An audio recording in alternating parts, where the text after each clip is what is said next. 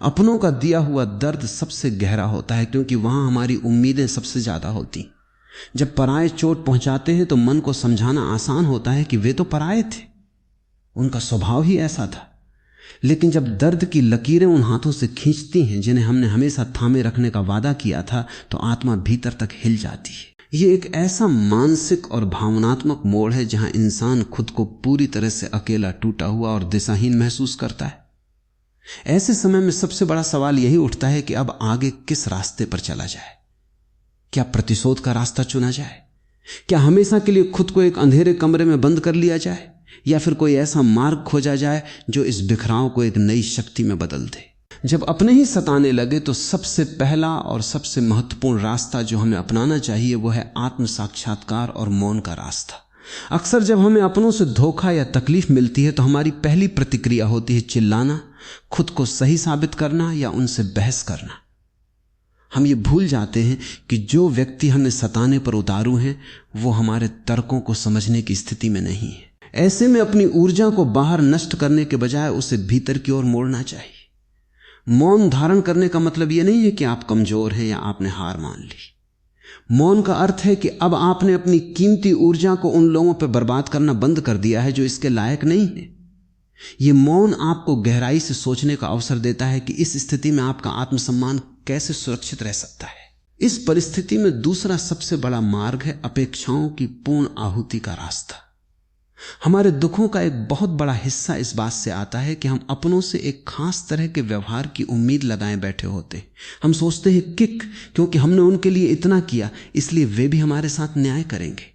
लेकिन जब वे सताने लगे तो समझ जाना चाहिए कि अब समय उन उम्मीदों के धागे को काटने का है। जब आप अपनों से मानसिक रूप से अपेक्षाएं रखना छोड़ देते हैं तो उनका हर वार बेअसर होने लगता है। दर्द तब तक ही दर्द देता है जब तक आपके भीतर उनसे प्यार या सम्मान पाने की कोई चाह बची होती। जैसे ही आप उस चाह को समाप्त कर देते हैं, आप एक असीम स्वतंत्रता का अनुभव करते हैं। अब उनका कोई भी व्यवहार आपको विचलित नहीं कर सकता, क्योंकि आपने उन्हें अपने मानसिक सुकून की चाबी सौंपना बंद कर दिया है।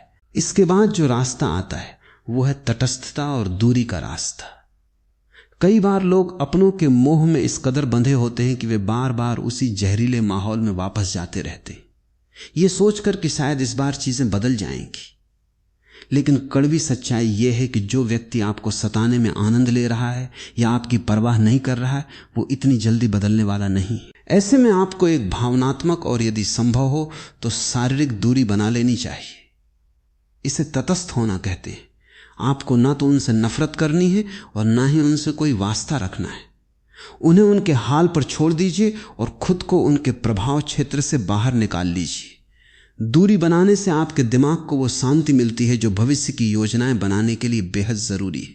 एक बेहद जरूरी और क्रांतिकारी मार्ग है आत्मविकास और सर्वोच्च सफलता का रास्ता। जब अपने आप को पीछे धकेलने की कोशिश करें तो उसे एक ईंधनों की तरह इस्तेमाल कीजिए। उस दर्द को, उस गुस्से को, उस अपमान को अपने भीतर एक ऐसी आग में बदल दीजिए जो आपको आपके सपनों की ओर ले जाए।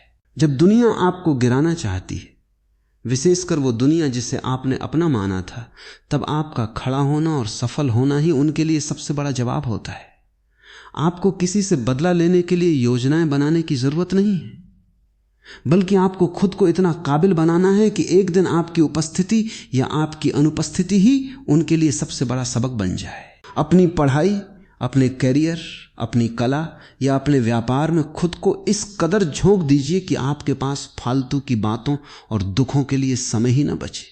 इस यात्रा में एक और मार्ग है जिसे अपनाना सबसे कठिन लेकिन सबसे जादुई होता है, करुणा और क्षमा का मार्ग, परंतु बिना दोबारा जुड़े।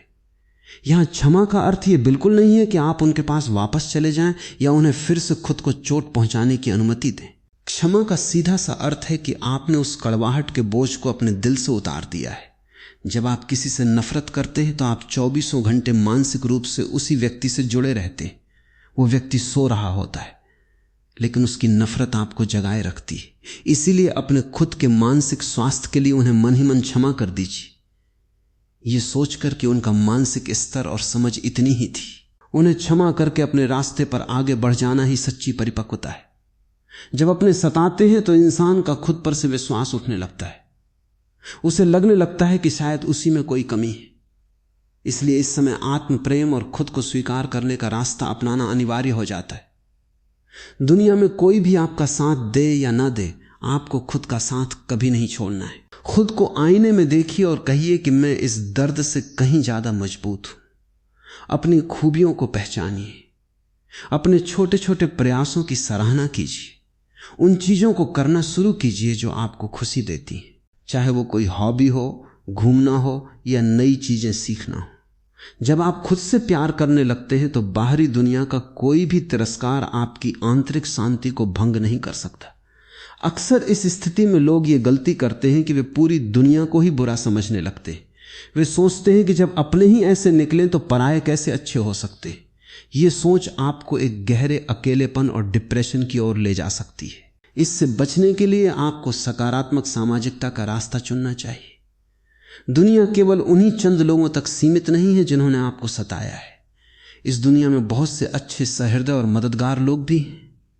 नए दोस्त बनाइए, सकारात्मक विचारों वाले समूहों से जुड़िए, किसी सामाजिक कार्य या एनजीओ में अपना समय दीजिए जहां निस्वार्थ भाव से काम होता हो। जब आप दूसरों की मदद करते हैं तो आपके अपने जख्म बहुत तेजी से भरने लगते हैं। आपको जीवन का एक नया उद्देश्य मिल जाता है। एक और महत्वपूर्ण दृष्टिकोण है, स्थित प्रज्ञता और वर्तमान में जीने का रास्ता। जो बीत गया उसे बदला नहीं जा सकता। अपनों ने जो व्यवहार किया वो इतिहास बन चुका है। अगर आप लगातार उसी बात को याद करते रहेंगे कि उन्होंने मेरे साथ ऐसा क्यों किया, तो आप कभी भी उस दलदल से बाहर नहीं निकल पाएंगे।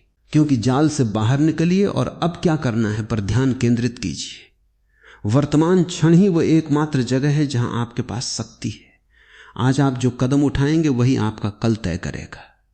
हर सुबह एक नई शुरुआत की तरह है। इसे उन लोगों की यादों में मत गंवाइए जो आपके आंसुओं की कीमत नहीं समझते।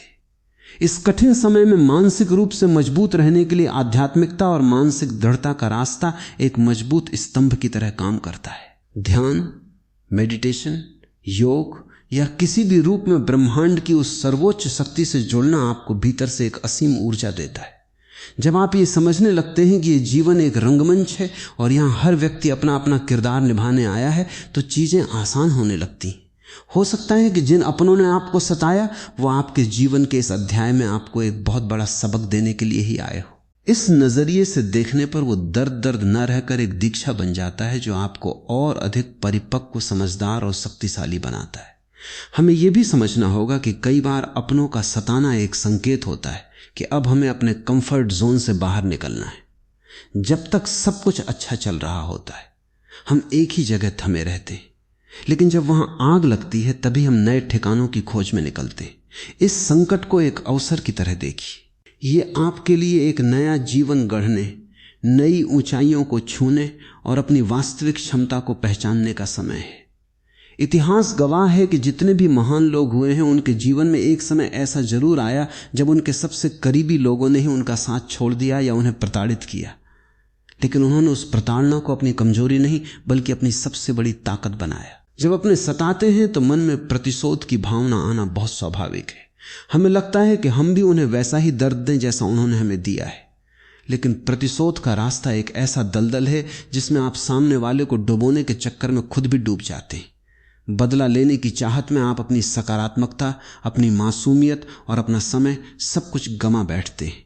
सबसे बेहतरीन बदला यह नहीं है कि आप उनका कुछ बुरा करें, बल्कि सबसे बेहतरीन बदला यह है कि आप इतने खुश, इतने समृद्ध और इतने शांत हो जाएं कि उनका आपके जीवन पर कोई असर ही न रह जाए।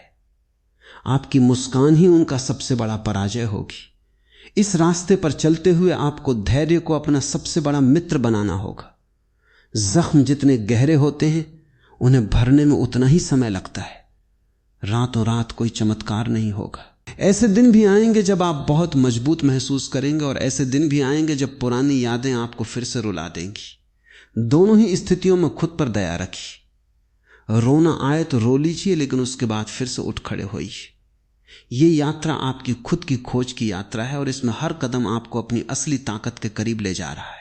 इस आत्म मंथन और आंतरिक संघर्ष की बेड़ियों को तोड़ते हुए जब हम इस रास्ते पर और आगे बढ़ते हैं तो हमें अपनी प्राथमिकताओं के पुनर्निर्माण का मार्ग दिखाई देता है।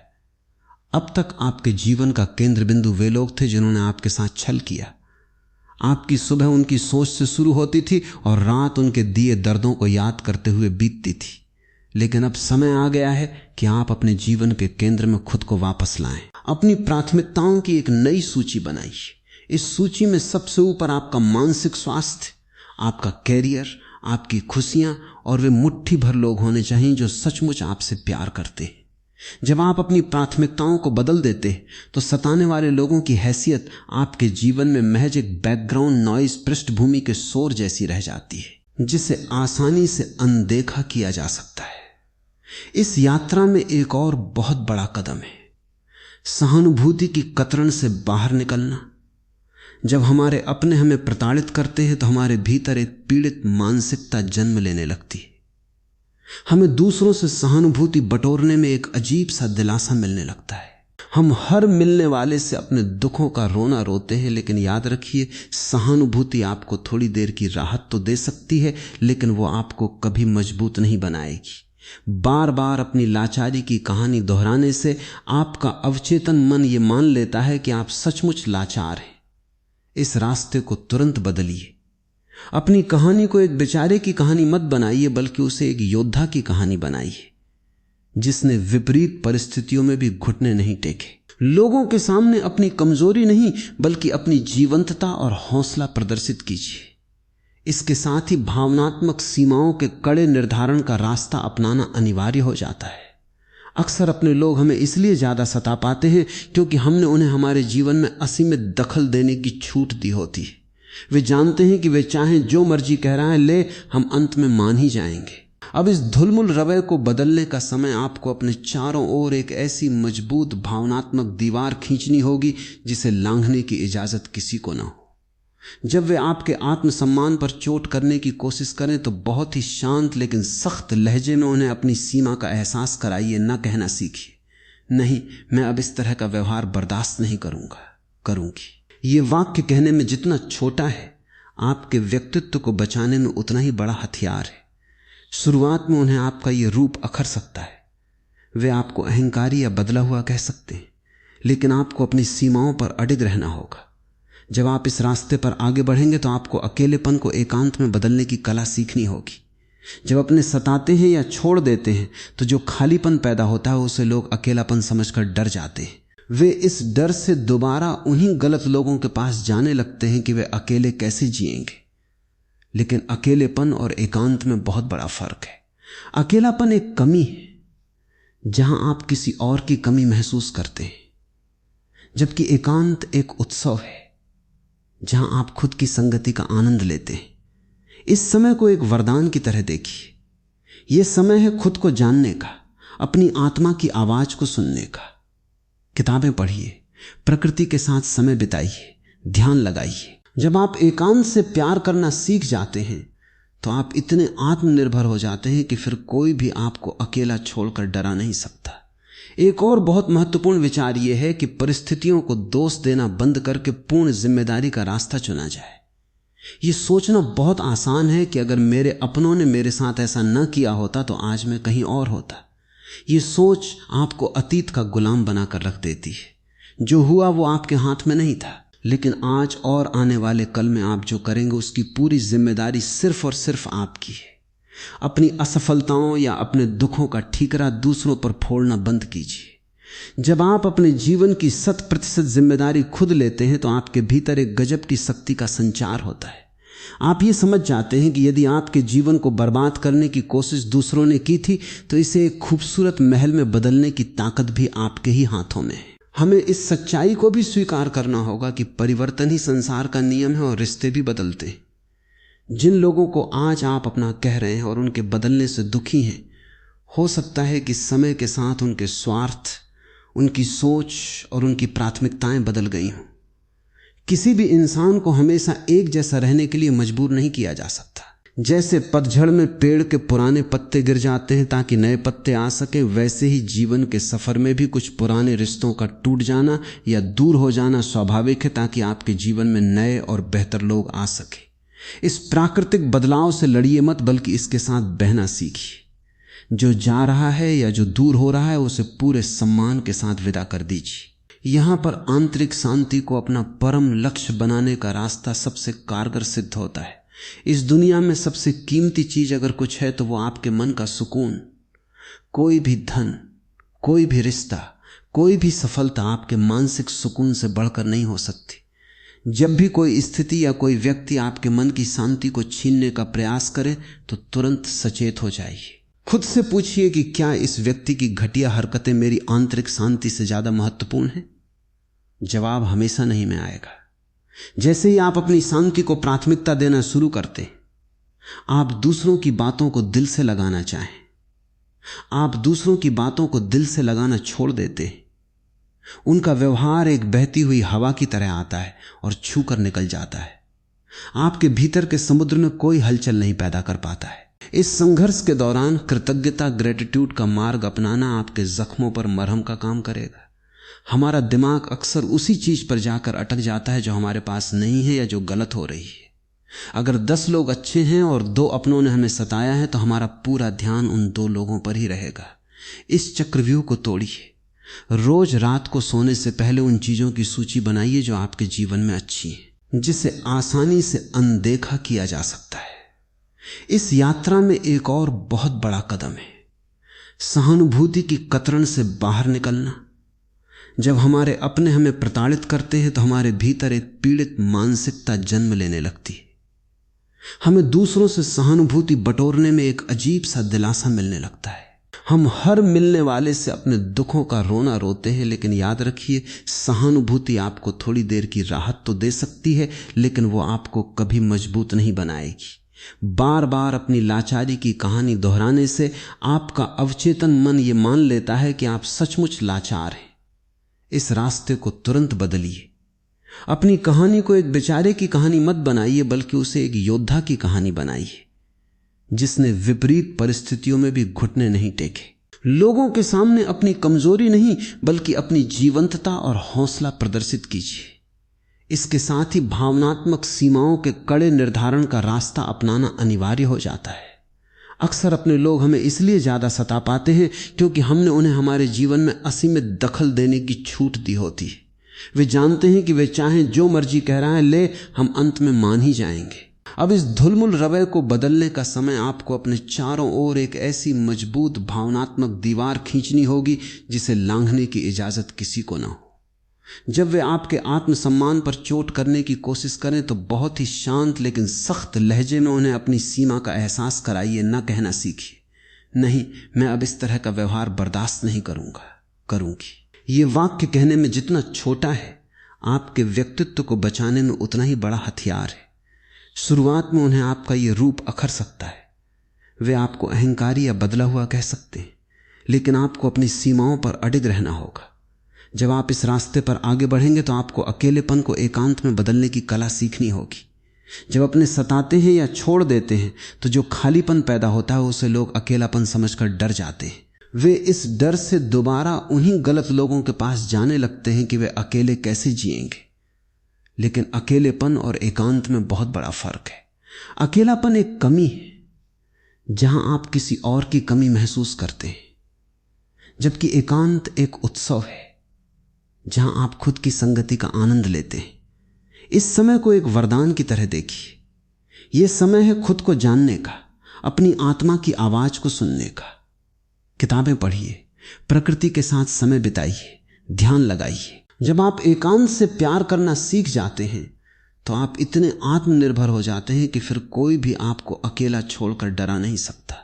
एक और बहुत महत्वपूर्ण विचार यह है कि परिस्थितियों को दोष देना बंद करके पूर्ण जिम्मेदारी का रास्ता चुना जाए। यह सोचना बहुत आसान है कि अगर मेरे अपनों ने मेरे साथ ऐसा न किया होता तो आज मैं कहीं और होता। यह सोच आपको अतीत का गुलाम बनाकर रख देती है। जो हुआ वो आपके हाथ में नहीं था, लेकिन आज और आने वाले कल में आप जो करेंगे उसकी पूरी जिम्मेदारी सिर्फ और सिर्फ आपकी है।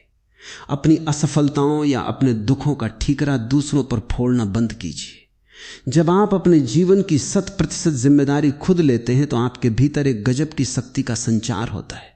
आप ये समझ जाते हैं कि यदि आपके जीवन को बर्बाद करने की कोशिश दूसरों ने की थी तो इसे एक खूबसूरत महल में बदलने की ताकत भी आपके ही हाथों में है। हमें इस सच्चाई को भी स्वीकार करना होगा कि परिवर्तन ही संसार का नियम है और रिश्ते भी बदलते हैं।